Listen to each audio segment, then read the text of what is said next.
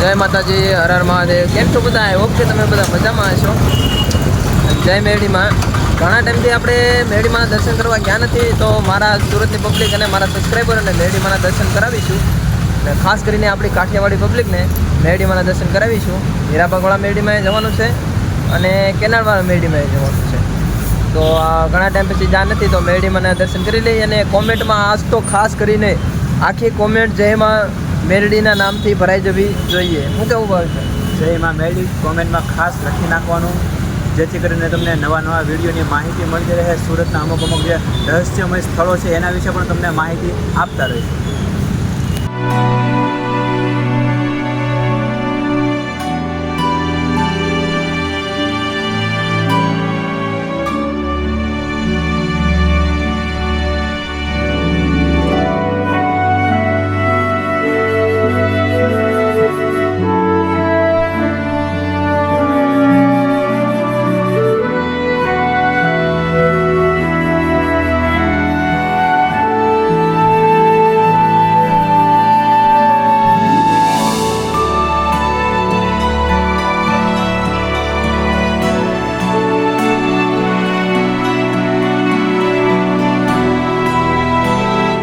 તો મિત્રો, આ તમે હીરાબાગવાળા મેરડી પાછળ મંદિર છે એ જોઈ નાખ્યું. આ દાદા કંઈક કહે છે. દાદા એકવાર ઢોલ વગાડી જો, ઢોલ વગાડી જો.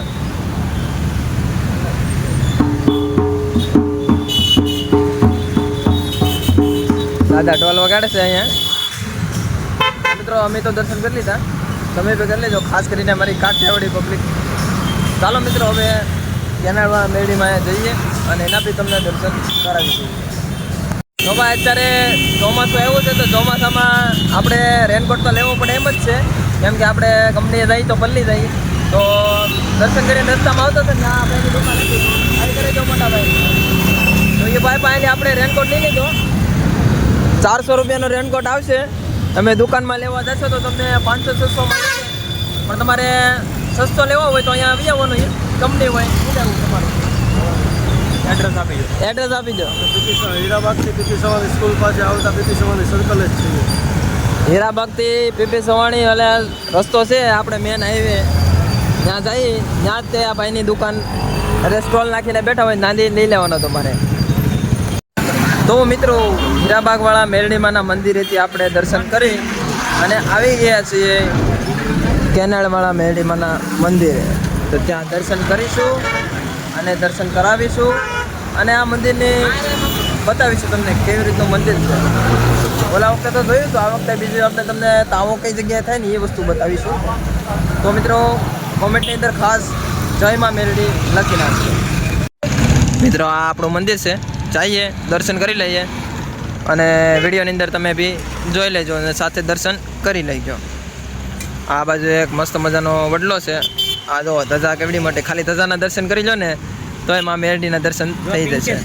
તો મિત્રો, આ આપણું સામે મંદિર છે અને અહીંયા જેની કોઈને માનતા હોય તો શ્રીફળ અહીંયા ધરવામાં આવે છે. અને આપણે મેરડીમાંનો વડલો છે. આ હવનકુંડ છે. એ હવનકુંડ 24 કલાક ચાલુ જ હોય છે. અને તો આપણે હવે દર્શન કરી લઈએ. અહીંયા રવિવારે અને શનિવારે તો બહુ પબ્લિક હોય છે. આપણે એક શ્રીફળ લઈ લઈએ.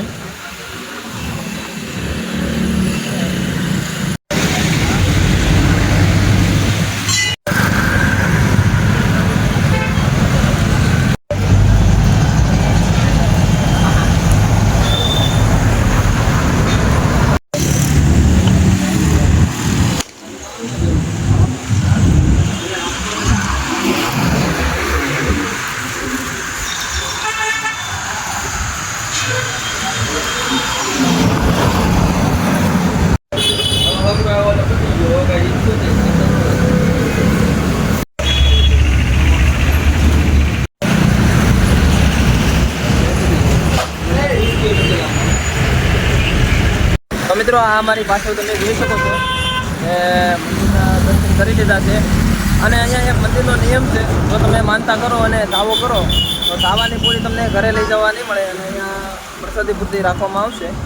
એવું ઓલા પણ નિયમ મારેલો છે. તો તમે મંદિરે આવો તો નિયમ તમારે ખાસ વાંચી લેવાની જરૂર રહેશે. તો ચાલો મિત્રો, આપણે તાવો કઈ જગ્યાએ થાય છે એ તમને જગ્યા દેખાડી દઈએ. આપણે અહીંયા બાજુમાં પાણીના પરબની બી વ્યવસ્થા છે. તો મિત્રો આપણે તાવા માટે હું લાવવાનું ને એ બધી વસ્તુ તમને બતાવી દઈએ.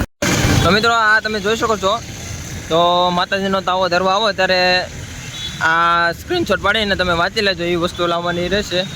અને અહીંયા આવી રીતનો તાવો કરવામાં આવશે. લાકડાને બધું તમારે પોતાનું લાવવાનું રહેશે. થી લઈ અને છેક પહેલી બાજુ સુધી આ તાવાની જ લાઈન છે. અને અહીંયા ઘણા બધા લોકો આવે છે અને માનતા પૂરી થતી હોય છે. અને માનતા પૂરી થાય છે. અને જેને છોકરા ન હોય તેને છોકરા પણ માતાજી દે છે.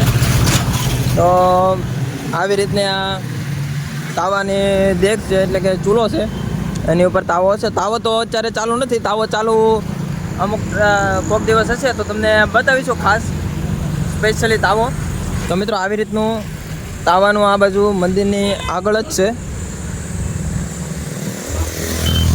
તો મિત્રો આ તો આપણા બંને મેરડીમાનું મંદિર, હીરાબાગવાળા મેરડીમાનું મંદિર અને કેનાળવાળા મેરડીમાનું મંદિર.